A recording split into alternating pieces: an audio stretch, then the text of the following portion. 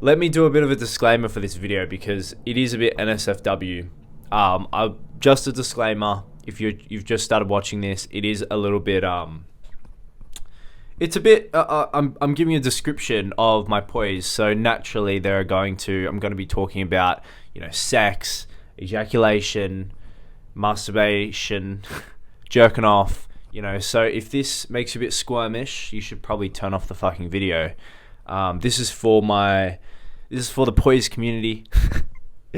For the fellow lads that are suffering. Welcome everyone to the video. In this video, I am going to be talking about my 6-year journey with POIS. So I have some notes that I'm going to be kind of working from, so that I get all of the different details, because it's been a long fucking journey. I'm going to do a brief timeline, first of all. So I got POIS somewhere between 2017 to 2018. So I remember going to an 18th birthday party, and at this particular party, I just started really getting inside my head. Like really fucking getting inside my head. And this was not something I was used to. This is probably the first distinguishable event in my mind where I started noticing like something's going on here. Like everyone has like a degree of, so like it's fairly normal to feel a bit anxious, but like at times, but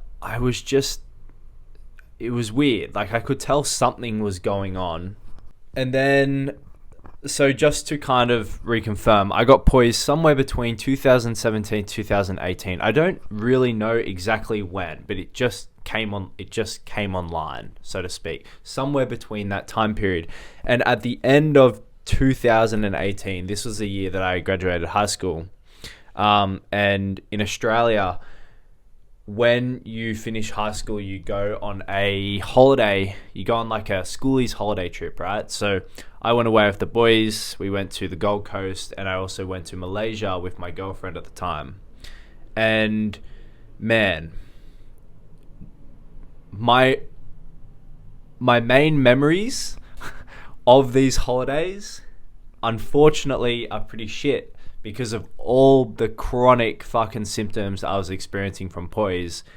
So I was like, the entire time I was hanging out with my mates in the Gold Coast. We're having a good time. I was just internally fucked from my symptoms. And at the time I was very confused. I didn't really know what was going on. But just super anxious, just super neurotic, like extremely neurotic for no reason. And then of course, the Malaysia trip with my ex-girlfriend, again, same thing. Super severe symptoms. And of course, back then I was having sex with my ex-girlfriend, without any regard to how many times I was ejaculating. So anyway, back to these trips. So the holidays, so my holiday with my ex-girlfriend, I was having sex with her, without any regard, for my symptoms. I had zero idea that I had POIS at times, and I was just exacerbating my symptoms. And my symptoms were so fucking severe in hindsight, like extreme brain fog, extreme neuroticism, like anxiety where I don't even know how my body kind of handled it. I think what happens is when your body is put under so much stress, it does adapt to the stress, but man, it was fucking crazy. Like just the severity of symptoms, and obviously my girlfriend had no idea at the time, neither did I, obviously. That was really fucked. So this was at the end of 2018, and I got POIS somewhere between 2017 to 2018. So I was in denial about many of my negative symptoms and my quickly diminishing self-esteem. I feel like everything that I loved about life was just being completely removed from me. Completely, like the carpet of everything I loved about life was just shoved away with the development of all these symptoms. In early 2019, a bit of a miracle happened. I did a 10-day NoFap experiment, which was some months after these holiday trips, these schoolies trips. And that was the first time in my entire journey where I realized how fucking incredible I felt when I just abstained. That was the first point. So I think it would have taken me at least like a year to get to this point of just total ignorance of my condition. That taught me that my severe symptoms were tied to my ejaculation. And then during this time,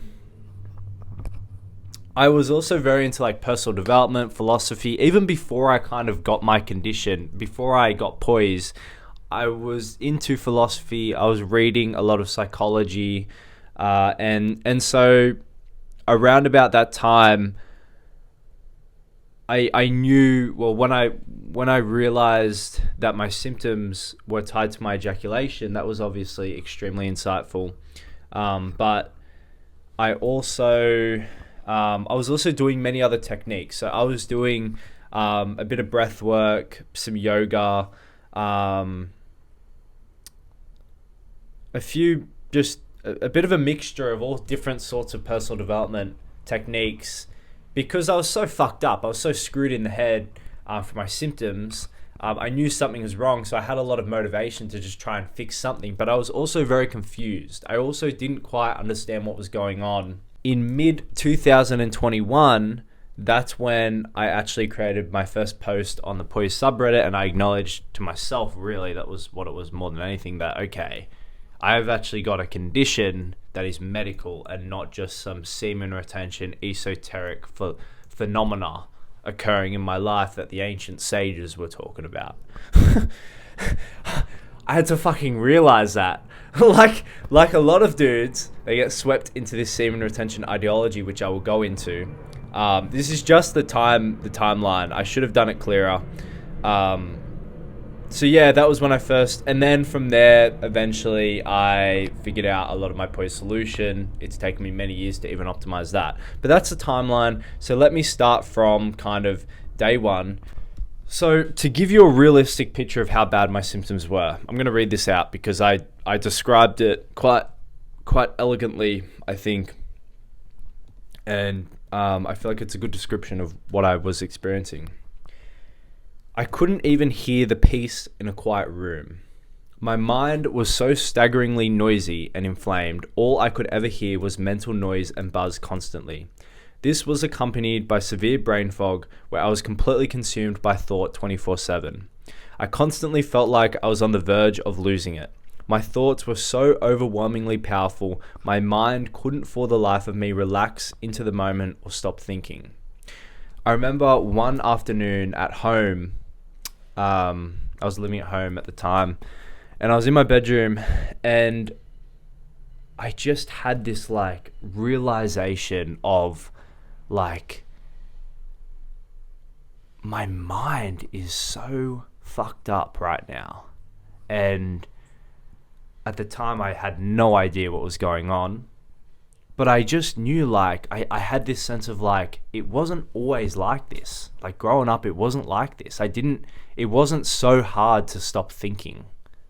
So I knew something was wrong.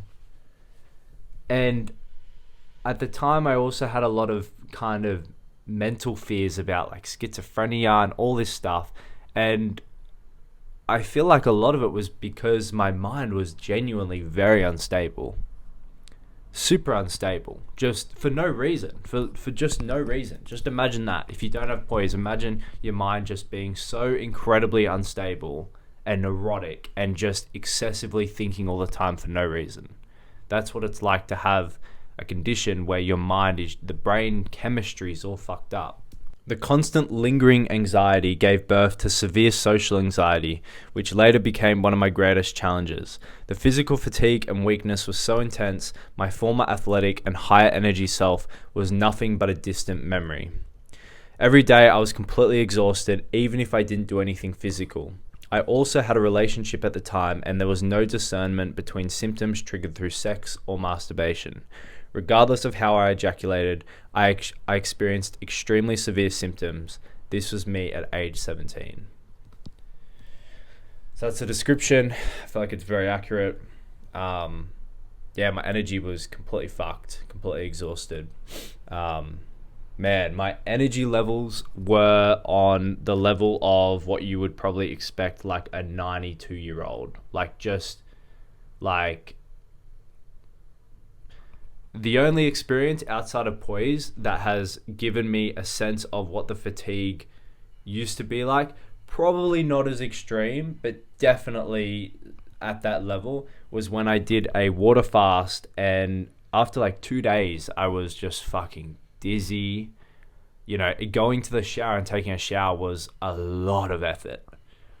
And I don't think my fatigue was that bad, like that fucked. I think if it was that fucked, I would probably go to hospital. But it was definitely on par with, like, it was proper fatigue for no reason. Just think about that. Like, you have zero energy and you feel just physically exhausted for no reason.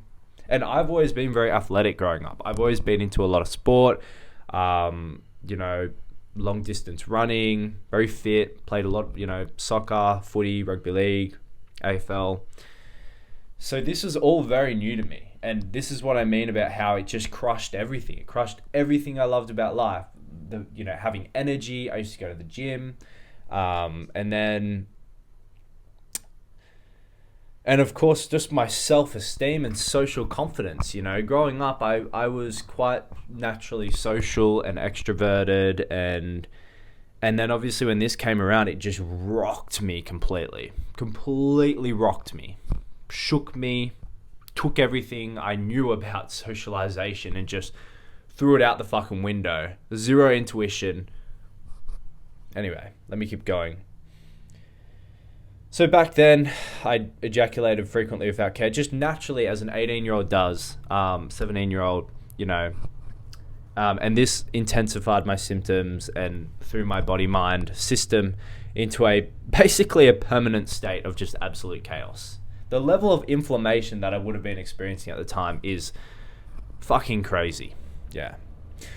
So I've already kind of told you about the high school trips. Yeah, went on these nice holidays, you know, trying to have a good time. Just finished fucking 12 years of schooling, right? So we went on these schoolish trips to, you know, enjoy ourselves. And also, I don't know how, but I was grinding for my HSC, which basically exams in Australia for, you know, when you finish high school, allows you to get into university. I was grinding at the time. I don't know how, but I fucking did it. And I did quite decently despite all this. But I wanted to, you know, enjoy myself. 12 years of schooling up, you know, worked fucking hard for my exams. Went on these holidays, and obviously my symptoms were just fucking insane. Had no idea at the time. After a while, I forgot what life was like without symptoms. It simply just became the reality that I knew. Throughout this period, there were moments where I knew something wasn't quite right, thinking back to the past when my mind was normal and healthy, but I was equally experiencing a strong feeling of denial. I just couldn't believe or accept my quickly diminishing self-esteem and worsening symptoms, which were gradually killing everything I loved about life. So I'm sure a lot of you guys can probably relate to this who have this condition, or any kind of condition where it's just kind of fucked everything, your mind, your body. And after a while, you really do kind of just forget what life was like before the symptoms. And it's very easy to kind of gaslight yourself into thinking that, oh no, this is just how reality is.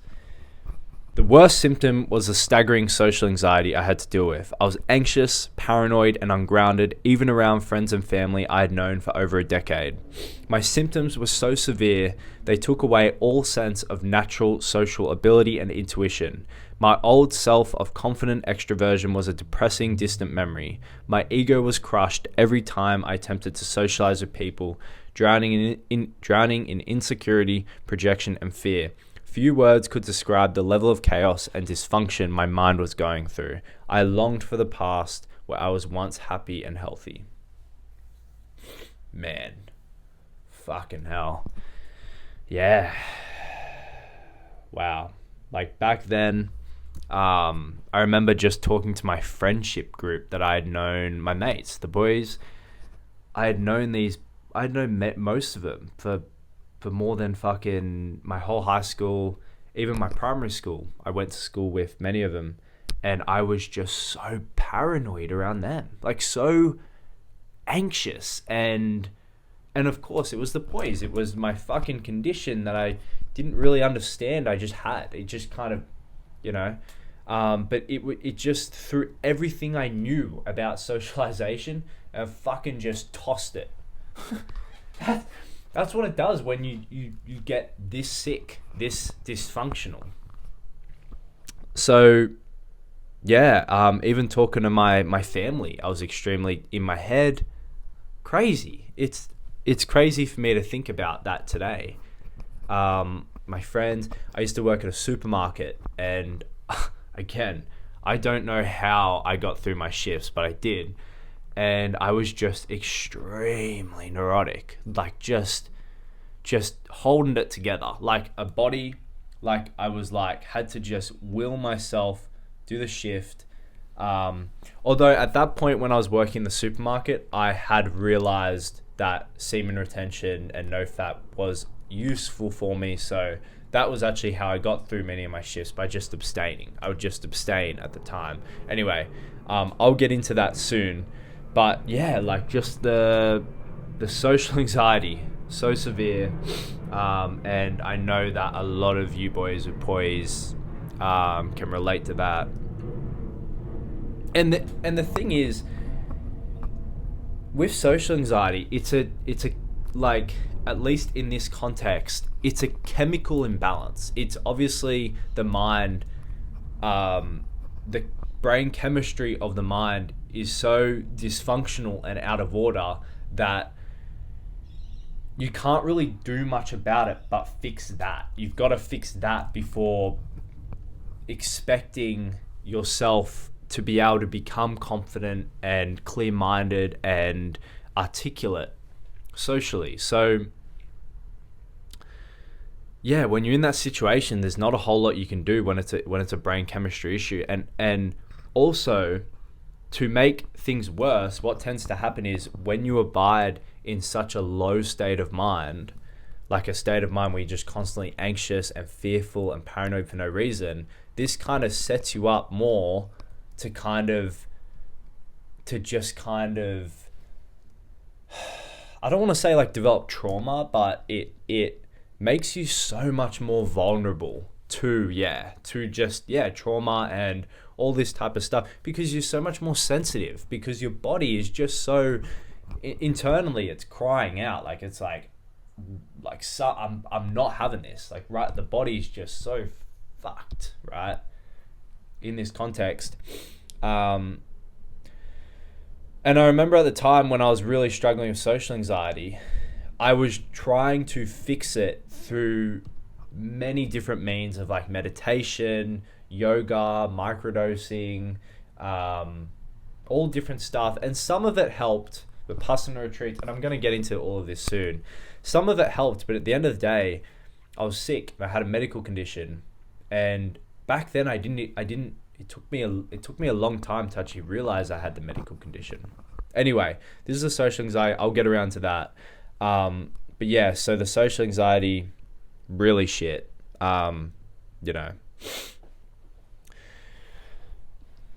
So that all went on for countless months, my symptoms just being very severe.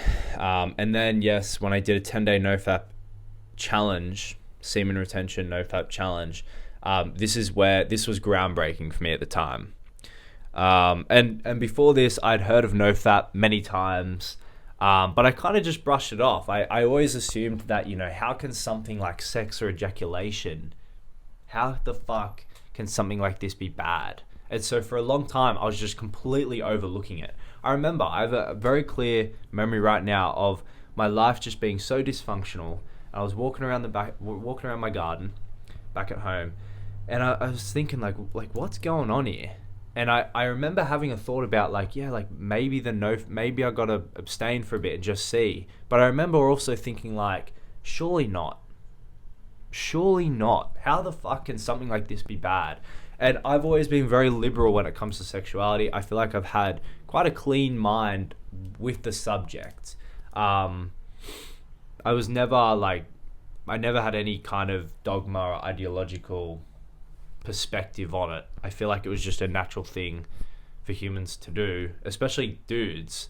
With all your hormones and all that, naturally you're going to be hornier as a male. And so the whole time I just kind of brushed it off until I did this NoFap challenge, and I couldn't fucking believe it. I couldn't believe it. I was shocked. Let me read out the description of how I felt. After 10 days of abstinence, I couldn't believe how amazing I felt. Music sounded incredibly rich and vivid. My senses became crystal clear. Reality flowed more effortlessly and dreamlike, and it was as if I took a strong microdose of psychedelics. I became more confident and grounded. Life was amazing again. Then, at some eventual inevitable point, I ejaculated and was sent straight back into a reality of intense suffering and hell.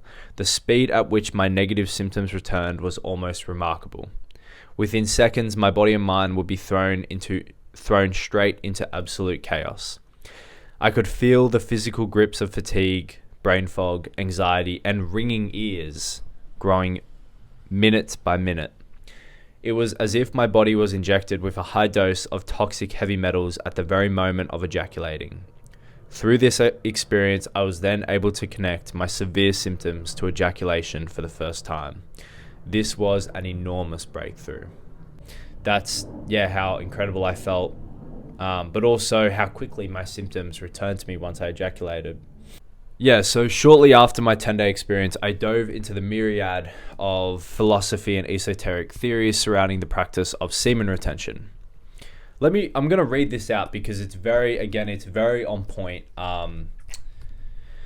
So everything they spoke about reigned completely true in my direct experience. David Dieter wrote about the depletion and corresponding mediocrity from excess ejaculation in his book, The Way of the Superior Man. Excerpts from Mantak Chia's The Multi-Orgasmic Man clearly outlined the depletive effects of ejaculatory orgasms and advocated for a new way of orgasming, a non-ejaculatory orgasm. The practice of brahmacharya by Swami Sivananda dedicates a whole chapter to the disastrous effects of sexual indulgence. The list goes on and on.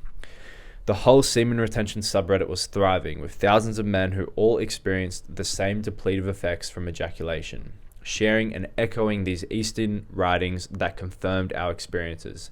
This to me was all the evidence I needed to accept that what I was experiencing must have been at least somewhat normal and exactly what the Taoists and other Eastern great philosophers were referring to.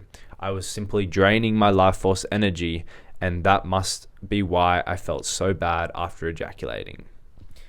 That, my friends, is how all of these dudes are getting swept into this semen retention ideology. Look, I still don't have a complete opinion on the subject of how dogmatic semen retention is, because I still feel like when I abstain,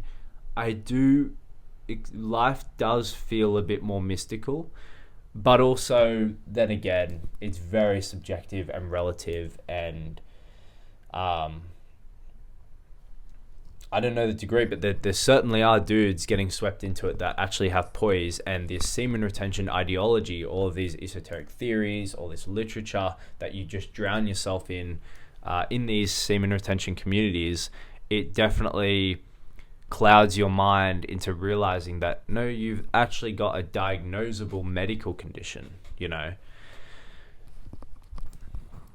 And I'm sure many of you can probably relate to that. I think many of us have gone through that. Unfortunately, it's like a phase you've got to pass through to realize that you have POIS, at least for a lot of guys, including myself. So after my 10-day NoFap experience, I knew I had to try this again, given how amazing it made me feel. So I did a 30-day experiment. Same thing, I felt fucking incredible. And then my symptoms came gushing back in half a second, just like that. And so I kind of thought, okay, maybe I need to take more of a break. And then I did 90 days of abstinence, semen retention. And at the time I had a girlfriend. So what I was doing is we were just having non-ejaculatory sex. And I was just making sure that I would not leak a drop. All right. So 90 days. I did 90 days. And then after that, interestingly enough, after the first ejaculation after 90 days, I had no symptoms. So I thought, this is interesting. Okay. And then I don't exactly remember, but at some point I would have ejaculated again. And then I think I experienced some symptoms. So at this point in my journey, I realized a few different things. I realized that semen retention was legit, at least for me. And then I also realized that there seems to be a threshold of like a period of time where as long as I abstain for like X amount of time, then I won't get symptoms from one ejaculation. And yeah, so this taught me that I could ejaculate, I think it was about once every 3 to 4 weeks. It would vary quite a bit. But yeah, so I kind of learnt that. And I think that was only kind of a thing after doing such a long period of abstinence that I had to kind of calm my whole body-mind system down. Yeah, so back then, obviously, I had no, once I realized how useful semen retention was, I was just going through, periods of just abstaining because that was the only way I could be normal, and at the time I was bought into the semen retention philosophy and all that kind of stuff. So I just thought, okay, like maybe it's just how it is. Maybe it's just who I am. And yeah, perhaps I do gain a bit of an edge when I abstain, in general. So I kind of thought, as long as I just kind of figure out how to do this, then we can, we'll be fine. So that's the thing. So like when your body and mind is so fucked up from this POIS condition, semen retention is obviously a beneficial thing. So I'm not like anti-semen retention or anything. And it has a few other benefits as well that I still use to this day. It makes you more motivated to actually get out there and talk to girls. That's a big one. If you're always just jerking off, it's like you don't really have much drive to actually go and talk to a girl and develop a relationship with her. So, but apart from that, like in the context of POIS, when your body and mind is so like just dysfunctional, semen retention literally gives you a break by definition from the condition. It gives you a break because you're basically you're just stopping the symptoms from ever occurring, which is a good thing. That's a healthy thing in the context of POIS. Like how could you so I did that for a long time just to allow my body mind system to relax and calm down. And then obviously again, when I realized how beneficial semen retention was for me, you kind of have no choice with the awareness of knowing that, okay, if I ejaculate, I'm going to feel horrible for 3 days to a week, right? You kind of have no choice but to do it. But here's the thing. So during this period, I was swinging from like the highest highs attributed to semen retention. And then when I eventually ejaculated, I swung to the lowest of lows by eventual inevitable ejaculation.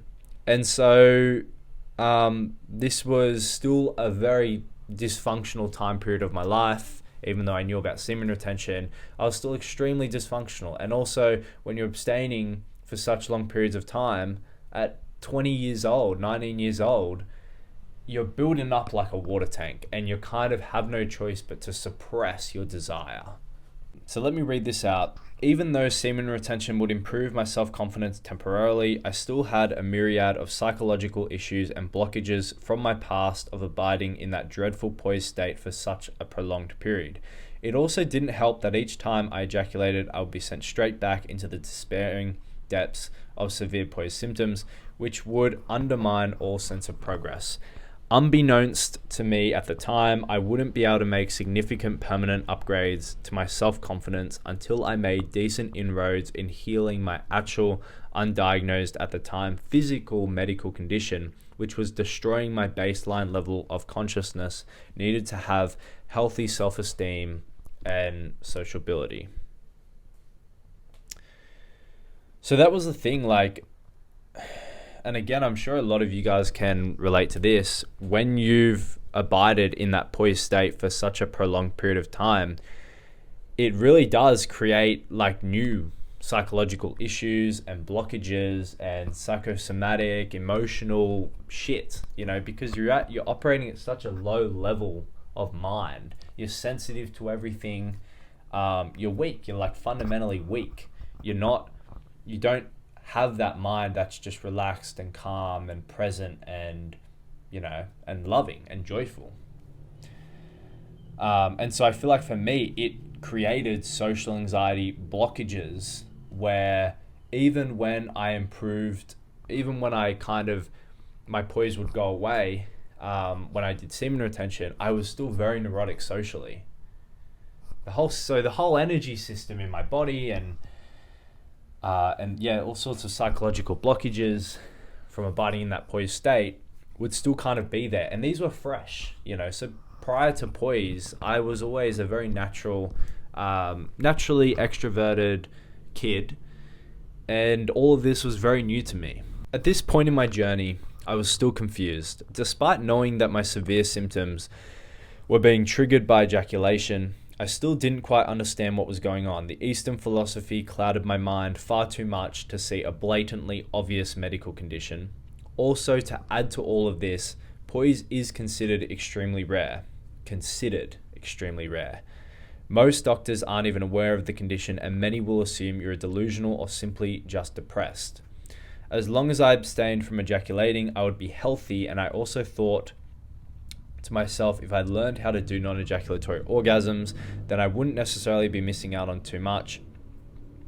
Learning non-ejaculatory orgasms and how to have sex without ejaculating are legitimate pursuits, but it was all largely coming from a place of deep confusion, ignorance, and dysfunction. And that's definitely how I see it today. The fact that doctors aren't too aware of this condition, and many of them just think you're fucking crazy. And the whole non-ejaculatory orgasm stuff, it is legit, but man, when you're like 20 years old, when you're this young, and many of the guys struggling with POIS are,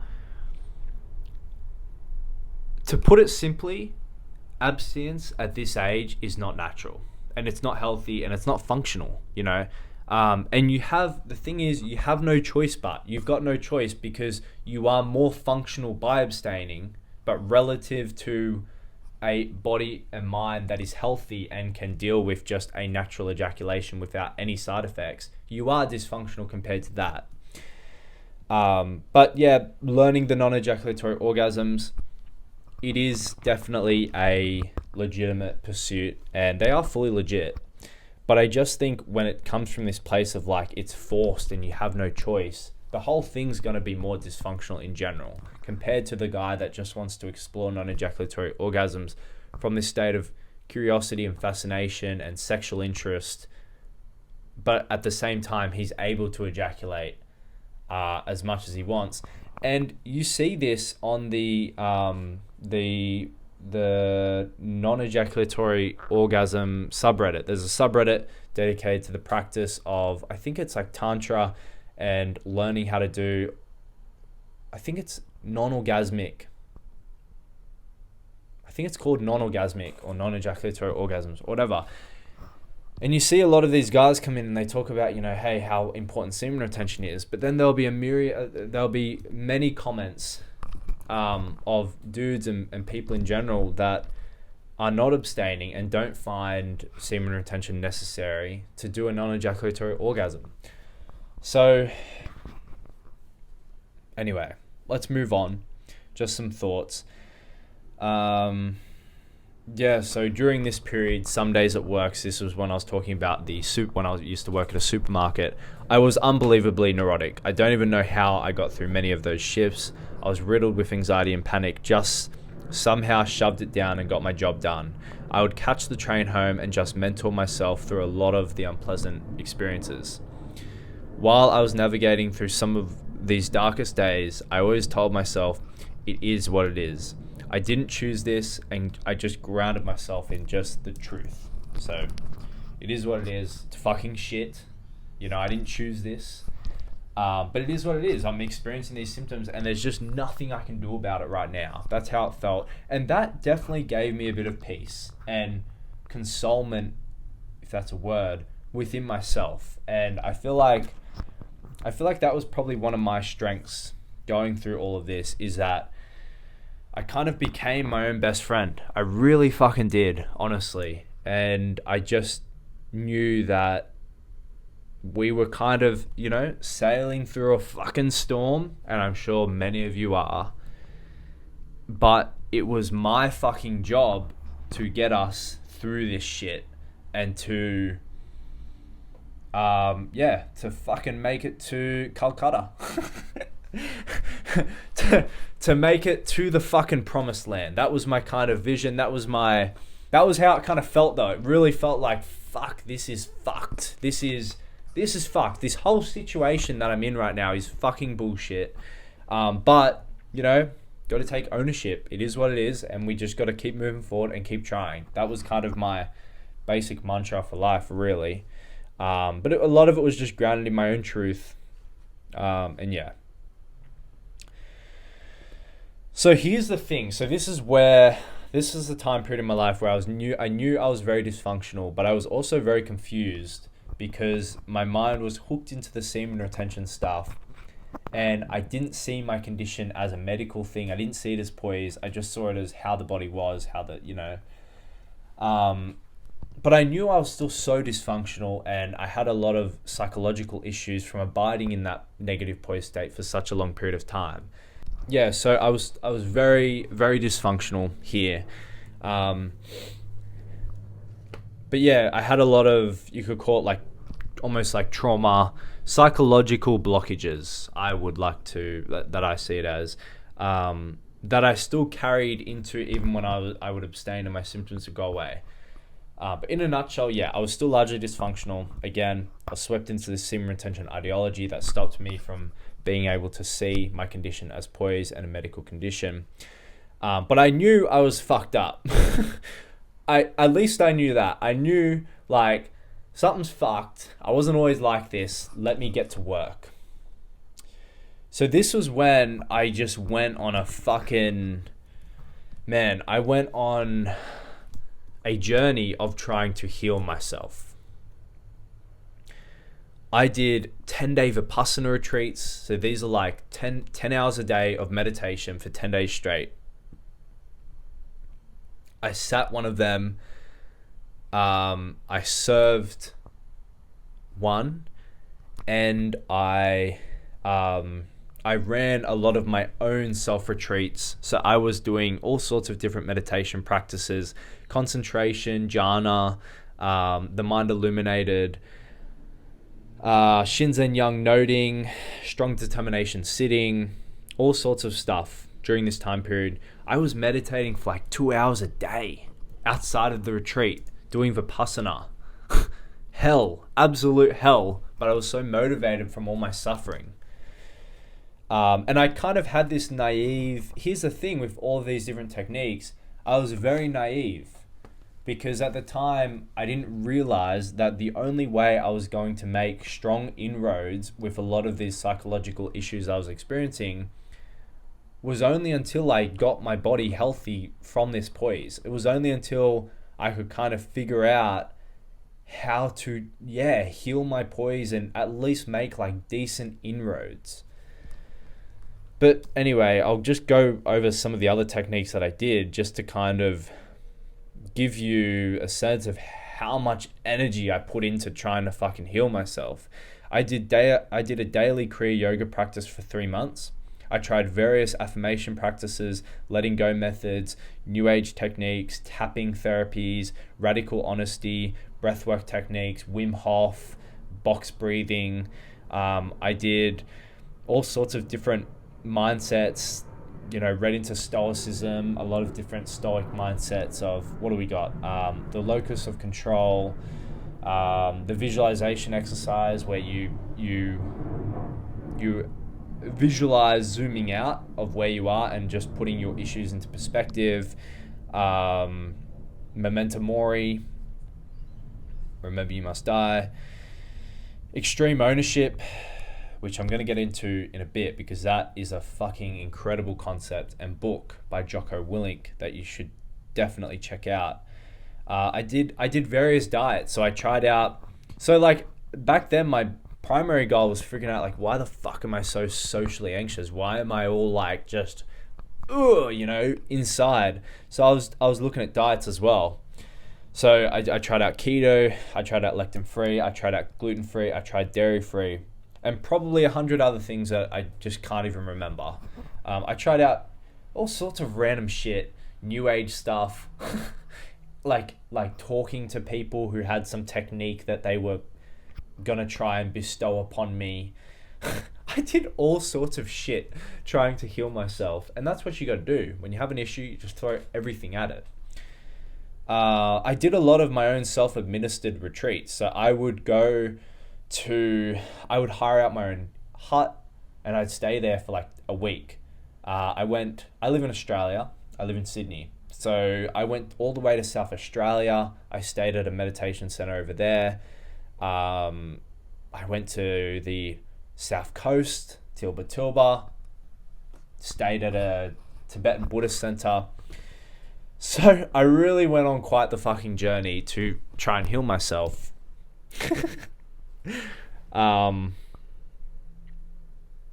So let me read you this paragraph because I feel like it's a good description. Many of these things were useful in different ways. The 10-day Vipassana retreat improved my concentration, which was destroyed by POIS. Oh my God, you have zero concentration from POIS because the brain fog is a bit of a subjective word, but for me, think like my thoughts were so visual, but then so anxious and so just low level mood disturbances and just zero inability to concentrate because my mind was stressed all the time. So that's like what brain fog is kind of for me. Beyond that just typical, sense of the word of just some foggy mind. It was way more than just brain fog. So I did that. I experienced a significant energy release during my Kriya yoga practice one afternoon, which felt like it opened and released some blockages. I still use the letting go method I learnt during this period called the Sedona method, which I find to be extremely effective. Listening to Jocko Willink's audiobook Extreme Ownership was probably one of the cornerstone mindsets that got me through my journey. Highly recommend that book. Awesome book. At the end of the day, I couldn't completely heal my dysfunctional body and mind until I improved my actual medical condition. So much of this was naive, limited, and misguided in hindsight. I was only doing my best. Many of these practices are for spiritual development and not necessarily for healing psychological issues. Psychological healing can result from these types of practices, but generally speaking, they are not the main goal, and there are many other tools where psychological healing is the focal point and purpose. The mistake I made here was thinking that these types of practices could heal my mind, which was actually sick from a physical means, although at the time I did not quite understand this, nor even realize I had a condition. So that basically sums up that time period where I was just doing so many things, but a lot of it was just misguided and naive. Here's a technique that really helped me through this time period where my mind was just so noisy and so neurotic and, going back to when I worked in the supermarket, just so dysfunctional. Actually, I want to give a bit of context for this actually. So, and I'm sure, again, many of you can relate to this. When you have POIS and you realize that semen retention helps you, you go on these long bouts of semen retention because you do feel fucking amazing. All of your issues go away, except you're just not ejaculating. You're kind of just letting go of, your sexuality and you're just putting it on the fucking back burner. And what happens is, as you don't ejaculate, it builds up and you become naturally very horny and you have all of this sexual energy. But through semen retention and the practice of semen retention, your energy levels, what happens is, when you stop ejaculating, your energy levels really, at least they did for me, they really do start fucking going through the fucking roof. So you kind of turn into this person that's so pent up, so full of energy. And it's very, you go on the semen retention subreddit, you'll hear all of these dudes describe how angry they are and all this kind of shit. It's because a lot of them just need to jerk off. Just jerk off once, relax, the energy. But of course I understand, because a lot of them are dysfunctional, where when they jerk off they get all these symptoms. So I totally understand it, totally sympathize. And I don't hold the opinion that semen retention, that all of these esoteric theories is all bullshit. I think there's a bit of nuance. I think there is. I'll do a video about that, because I want to give my perspective on that, because I've tried all of that. I've read David Dieter's The Way of the Superior Man. That's one of my favorite books, and he dedicates a chapter to the idea that ejaculation depletes you. I've read Mantak Chia's book, The Multi-Orgasmic Man. He also talks about how, the reason for introducing this new way of ejaculating through a non-ejaculatory, this new way of orgasming through a non-ejaculatory orgasm is so we don't get depleted. So I've read a lot of these books and I've gone into it. I've done a decent amount of practice. I've tried a lot of it out. And also I've done quite a lot of spiritual techniques, meditation, yoga, concentration, psychedelics. And when I do abstain, my experience does tend to be a bit more psychedelic. It does. So there are all of these, there's something there. But this whole thing that we're talking about with POIS and undiagnosed, it's all very dysfunctional and it's all very unconscious, and that's kind of what I want to shed light on here. But yeah, so when you're forced to do the semen retention, you become so pent up, and so what happens is, it's like you're like two extreme selves at this point. When you abstain, you turn into, yes, super high energy. You have so much fucking energy, you feel like you could run 3 marathons. That's what happens. 20 years old, when you stop ejaculating, the energy just builds up, and it does help your body to like build more energy. It just does. And even though I've reversed like 95% of my POIS symptoms, I would absolutely still agree, in my direct experience, I'm going to have more energy on average when I abstain. But my energy when I don't abstain is still pretty good. It's still definitely normal. Absolutely. I would say above normal. It's pretty good. But all of this is relative, and I'm probably getting a bit sidetracked. But my point was that when you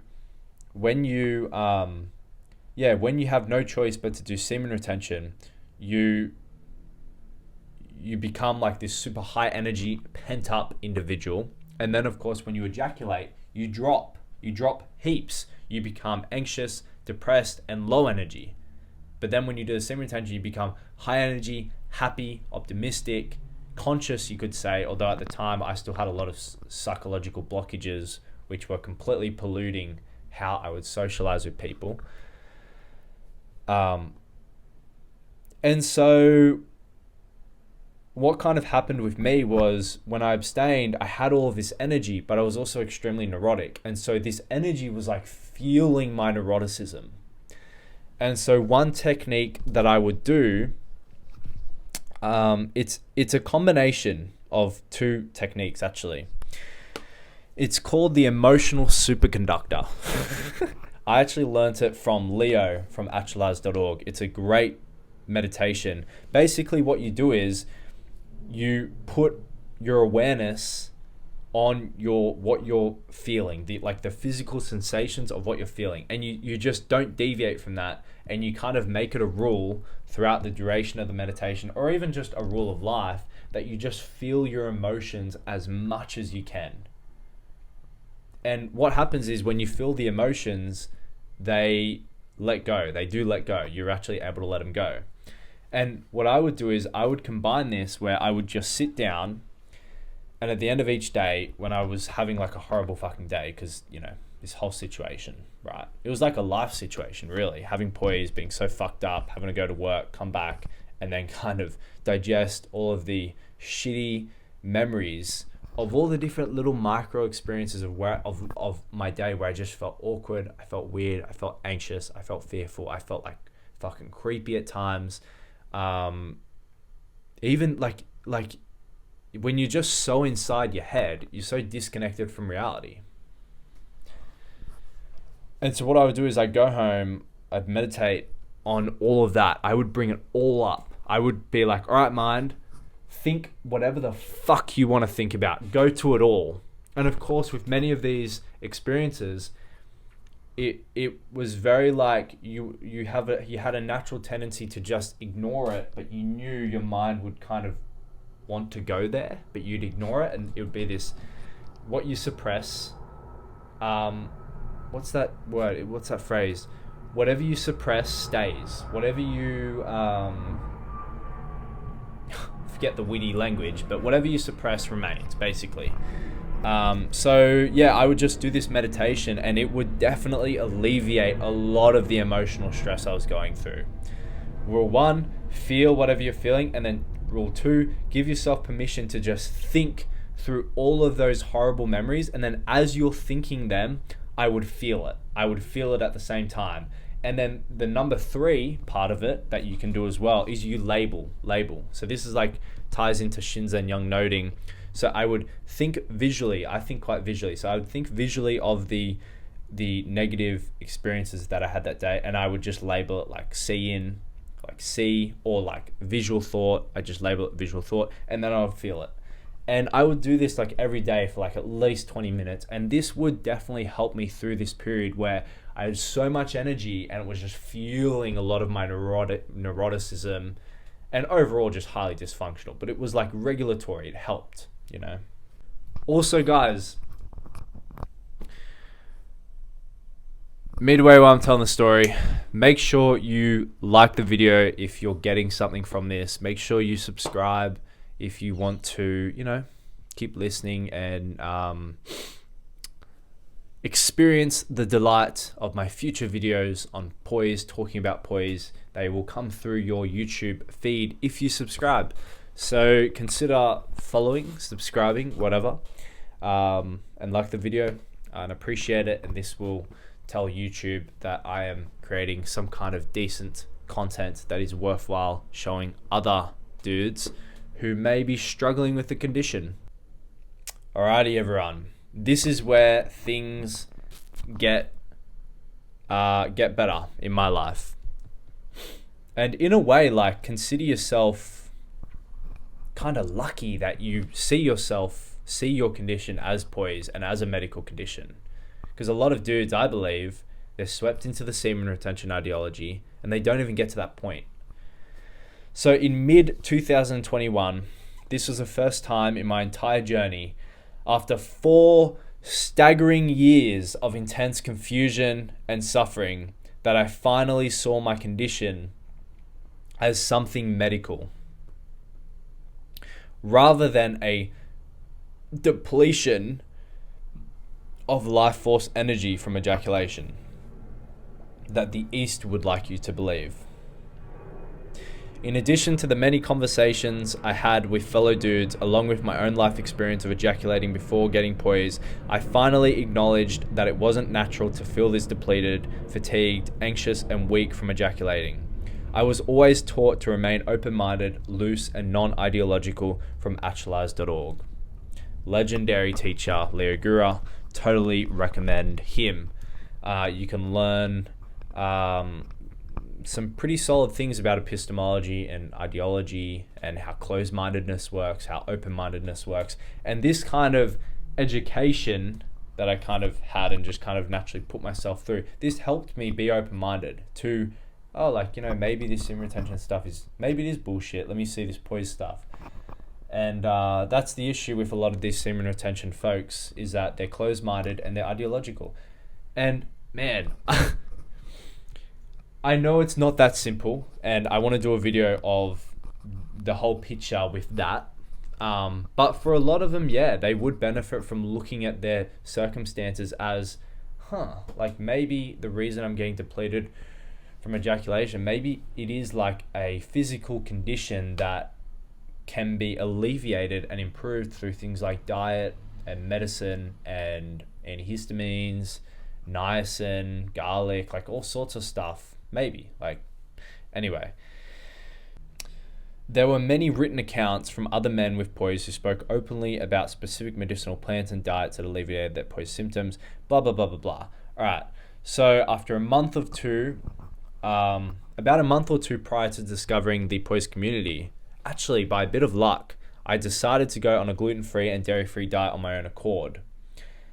And that would, down the line, surprisingly, form a large part of my working POIS solution.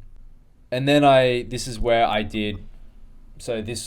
point, I had discovered the raw garlic, the fenugreek, and the gluten-free diet. And for the first time in my entire journey, I realized, holy shit, my symptoms are not as bad. Like, holy shit. I still remember the day. It was a fucking miracle. But of course, as soon as I experienced that improvement, the next fear was, is this gonna last? So I had to test it out. And then eventually I knew, like, fuck yeah, this is fucking lasting. Holy fucking shit. This is crazy, you know? And then from there, I've just done so many experiments, so much refinement of my POIS solution, which I talk about in my video, how I reversed 95% of my POIS symptoms. But yeah, it's been a fucking journey. Here's a few extra points that I kind of haven't, or I maybe have touched on, but I want to kind of go into as well, because I think you will find them helpful. These kind of correspond to my journey. So the Extreme Ownership book by Jocko Willink that I talked about before, that's a fucking awesome book, guys. Like, I would totally and utterly recommend you read this book. And actually, I didn't read the book. I listened to the book on Audible. So just listen to it. Go on a fucking walk with your symptoms. I know how shit it can be. Go on a walk. And actually, I remember the day that I listened to the book, I was doing some work with my dad in the garden. I was pressure cleaning the path, and I was just having this Audible book on. And back then, without a doubt, I was deep in the belly of POIS symptoms. But I was just listening to this book, and it really fucking empowered me. And it really kind of, gave me the fucking energy and mindset to be like, all right, this shit is fucked, but let's fucking fix this. Let's fix this, and the only person that's going to improve my situation is me. No one else is going to come save you. No one else is going to, doctors hardly know fuck all about this thing. So you've got to put your life into your own hands. And that book really gave me that. It gave me that strong sense of ownership, extreme ownership over my life. And it taught me what that is. So I totally recommend that book. Just get it on Audible and listen to it. Jocko Willink. Music. So music can be incredible.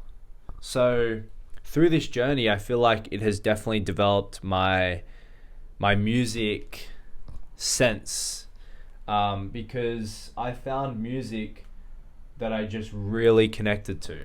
And I feel like that helped me for sure. That helped me just feel a lot of the fucked up shit I was kind of going through, and it just gave me this deeper sense of connection to something.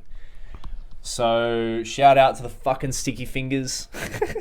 Yeah, a lot of bangers there. Find music you resonate with, go from there. Another thing I want to mention is this journey pushed me to explore my own consciousness, reality, and suffering. So suffering is there to motivate you and push you.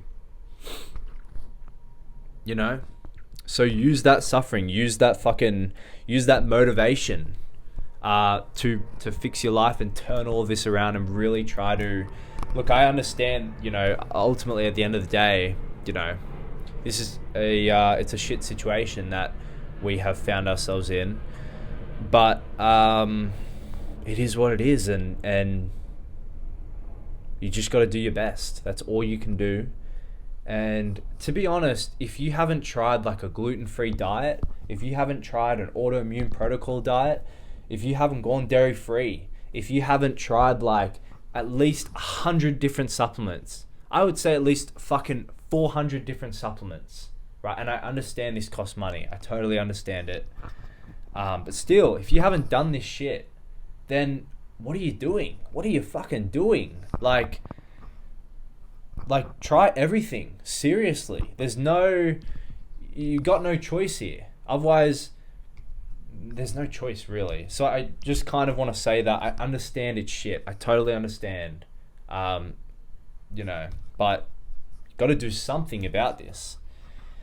I also tried psychedelics, microdosing, moderate doses, journaling. Psychedelics are an incredible tool, although I feel like when you're very ungrounded, like you are on POIS, tread very carefully, be very intuitive. You know, consider microdosing. Microdosing can probably help alleviate that dysfunctional mind a little bit. I tried shamanic breath work, grounding exercises, screaming and shouting. I tried all of that. I'm just kind of going through a few of the notes that I made that I didn't kind of get a chance to kind of write into my document, a story. Let's talk about radical honesty. So I also think, again, this is a concept similar to extreme ownership that I feel like can really help your situation. My parents are quite traditional. They're quite, quite old-fashioned. And so one day when I was going through all of this, and back then I was still fairly confused, I decided I had to let them in on this.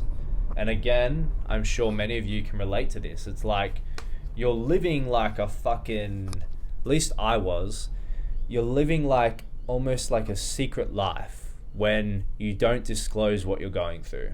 Like seriously, when you don't talk about it to your friends because it's fucking embarrassing, when you don't talk to your fucking parents, when you don't talk to a therapist, a close sibling, whatever, you are living like this secret life.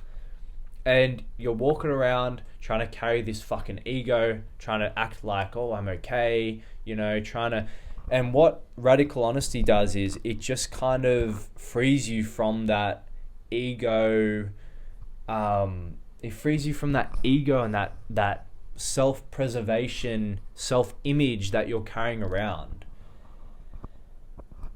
So I found just being radically honest about what I was experiencing, how I was just downright anxious and fucked up, and just opening up to my parents, I found that quite therapeutic. And I'll admit, even my parents, because again, they're quite traditional, they're quite old-fashioned, I feel like they didn't really know how to take it. But it was still therapeutic, and I even saw a therapist, and I actually had a really good conversation with her. She was young, and so I could kind of feel like we related a lot more, and it was good just talking to someone. If you go down the therapy route, find a therapist that you actually resonate with. Don't just settle for some old lady in her 40s or something that you've just got nothing in common, or there's no resonance, or you don't like the way she, find someone that you resonate, or like a male role model or a male therapist, whatever, and just confide in them. You've got nothing to lose here, and the point is, I feel like dudes in general, the reason we probably don't want to open up is because we want to, I don't know, I always had this sense of like, I'm figuring this shit out myself, I don't need anyone, and I totally get that, and that's fair enough, and you do you, and trust your own wisdom, your own path. But I came to realize that opening up, it was just therapeutic. That's all it was. And you open up to the right people. And it was just therapeutic, and it definitely alleviated stress. And in the context of my parents, it helped them to kind of understand what the fuck was going on, because they could probably sense something was up. So it helped them to kind of understand, and it helped them to kind of to support me a little, with money and a few other things. So open up. I totally recommend it. It's like, that's what I recommend. Open up to someone. It helps. To be honest, I could do with more therapy and opening up. But so yeah, totally recommend that. Stoicism can help quite a bit. That can help quite a bit. I've always found it very logical, though. It's very, it's hard to kind of embody the wisdom of Stoicism when your mind is truly that fucked. But it can help you. Again, what I was talking about earlier, the visualization exercises of zooming out, and also the locus of control stuff is actually really good. And the memento mori stuff, remember you must die, you know, that can also be very effective. That helped me at different points.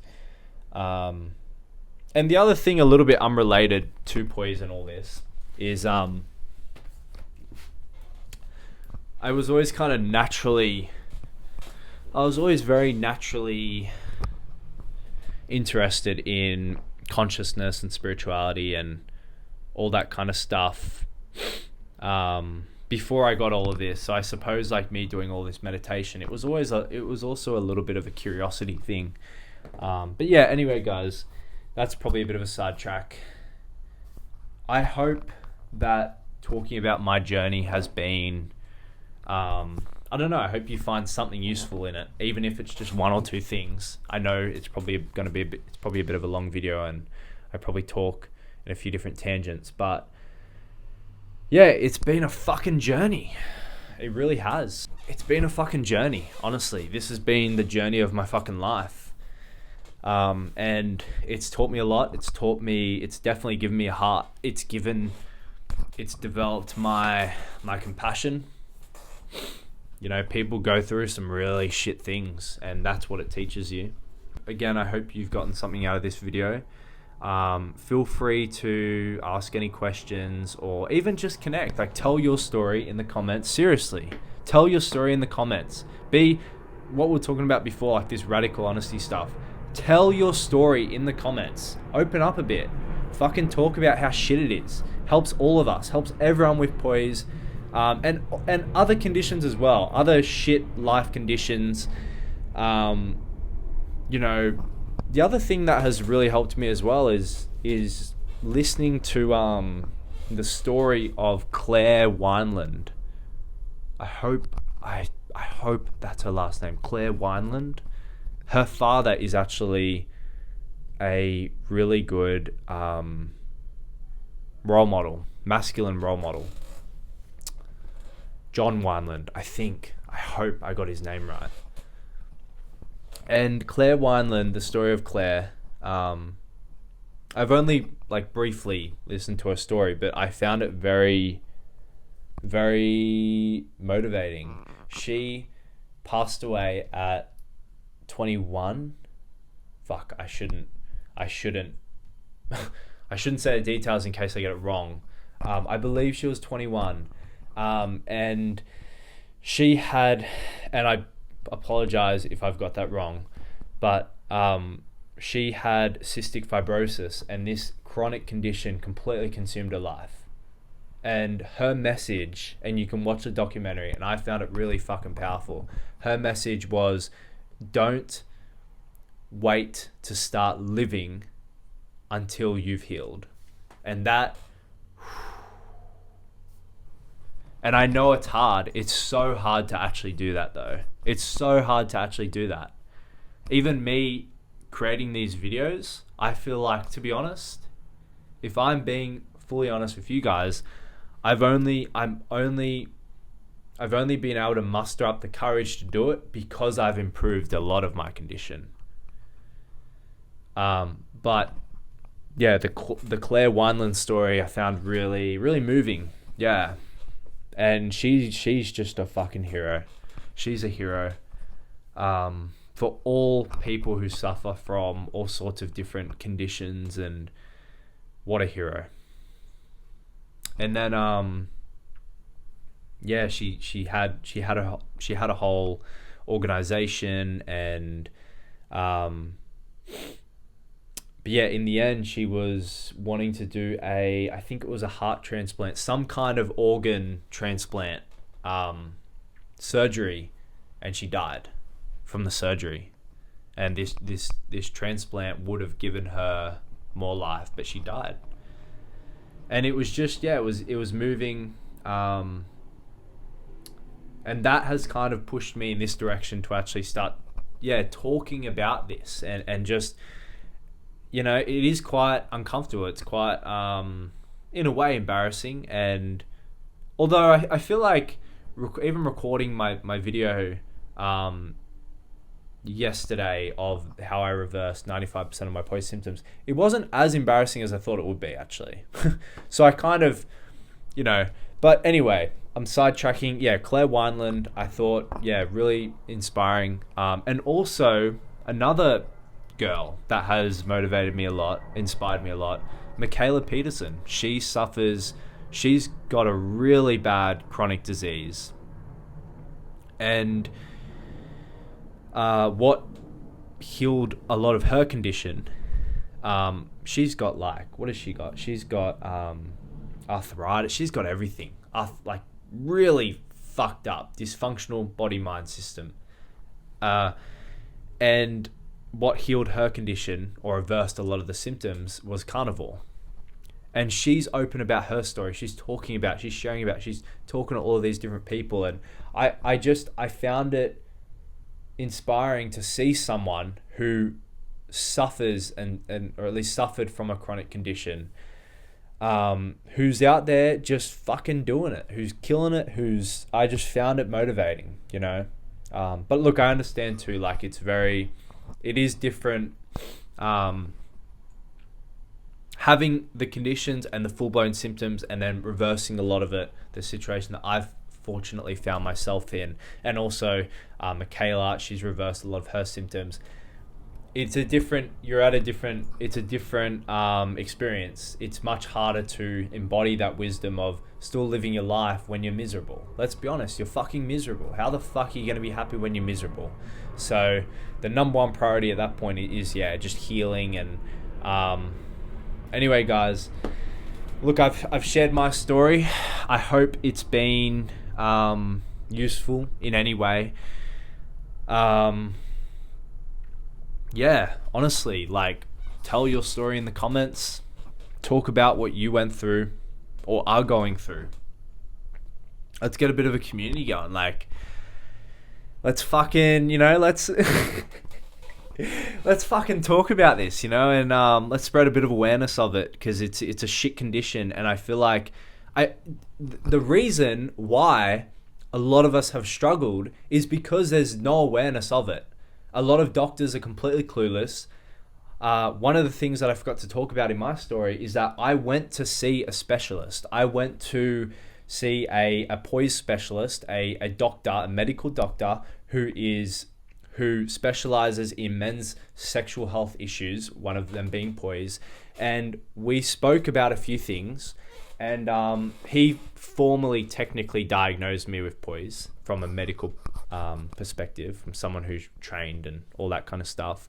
But even he told me that he's seeing an influx of cases, and I absolutely believe that this is an undiagnosed condition, and there's a few reasons why it's undiagnosed, and I'm just going to give the simple reasons that I believe, but I want to do a whole video on it.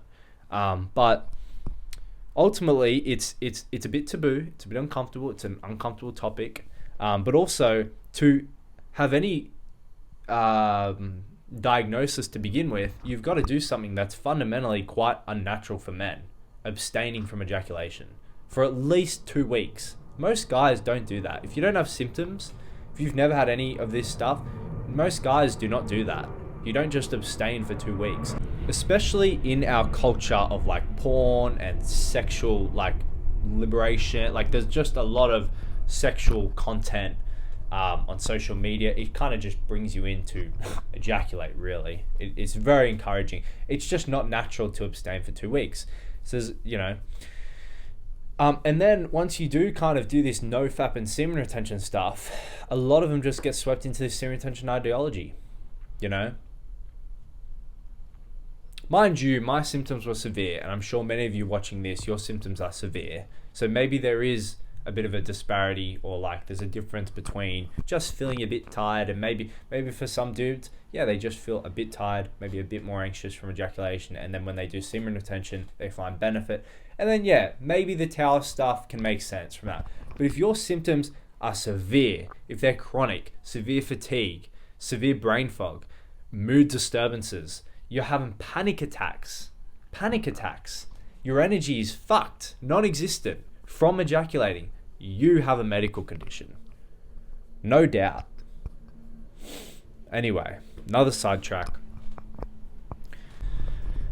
I just realized I forgot to talk about what my life is like now, which I feel like is probably important to talk about after that whole long journey, what the 6-year journey, what my life is like now. So yeah, my life is compared to back then, it's just, you could probably call it a lot more normal. My social life, let's start there. I'm just more normal. I'm more extroverted. I'm a lot more myself, you know, which is fucking awesome. It's awesome for me to say that, you know. I'm a lot more myself. At work, I work in a warehouse, and so all day long I'm kind of just, you know, you kind of yap away, and a lot of my symptoms just don't bother me anymore. I will still feel like a little bit hard to kind of describe it. The following day, especially if I don't take fenugreek and garlic at night, I will still feel like a little bit, like almost like you feel different. I totally feel different the next day, and a bit more tired, and but it's not like my symptoms are nowhere near as what they were in the past. And as I said in my reversal video, I reversed my symptoms by 95%. After day one, they're done and dusted. Absolutely, as long as I stick to my protocol. And I also believe that even like some of the fruits that I eat on an animal-based diet, they probably all kind of contain varying levels of lectins and sensitivity. And so, you know, sometimes I get the odd, you know, oh, that's funny, my symptoms have been a bit worse, or maybe I'll be experiencing some apathy. But yeah, overall though, my days, like recovering from this to the degree that I have, it's definitely allowed me to redevelop my self-confidence for sure. My sociability, absolutely. And just be a much more grounded individual, a healthy individual, really. But yeah, that's me socially, you know. And yeah, I go to work. I mean, that's the thing. I work in a warehouse, so it's very physical. So sometimes I don't eat enough on my diet because of the food restrictions. So I am a bit limited. So I have a lot of dairy, a lot of meat, a lot of eggs, a lot of fruit. But sometimes with my physical jobs, I will feel tired from not eating enough. But it's never from POIS. It's more just from the restricted, that can be a bit shit. I'll be honest about that. That can be pretty shit, having such a restricted diet, but it's so much better than POIS. So, you know, take it, is what it is. Yeah, no, my life is fairly good right now. I'm still confused in many other ways, you know, so, but yeah, no, my symptoms are really good. Sorry, non-existent, really. And yeah, look, I hope this video has been helpful. I'm finally at the fucking end. I hope it's been helpful. Guys, leave a comment. Talk about your journey. I understand how difficult it can be to kind of open up and be vulnerable. But yeah, look, I hope you guys have honestly found something useful with this. I know that in my own experience, when I've read about people's hardships and just memoirs and bibliographies and all this kind of stuff, I have definitely found it to be useful. So that was kind of one of the reasons why I wanted to talk about this and just put myself out there. Whatever. I hope you guys have kind of found it useful. I hope it's juice for your soul. And I hope it can motivate you to fucking get better and to try a million different things. Like, try everything. Like what I was saying before, if you haven't done 20 different diets and 600 different supplements, then, you know, and again, I understand it can cost money, but you find a way. Find a fucking way, guys. All right, guys, I will see you in the next video. Please please subscribe if you feel like you have found the content useful. Subscribe if you genuinely want to hear more videos from me. And I'll be talking more about POIS. I want to do a video on the the ideology of semen retention that holds a lot of these, a lot of dudes who have POIS, but they don't realize it. I need to do a video on that. And then we'll go from there. Anyway, guys, thank you. I will see you in the next video. Peace.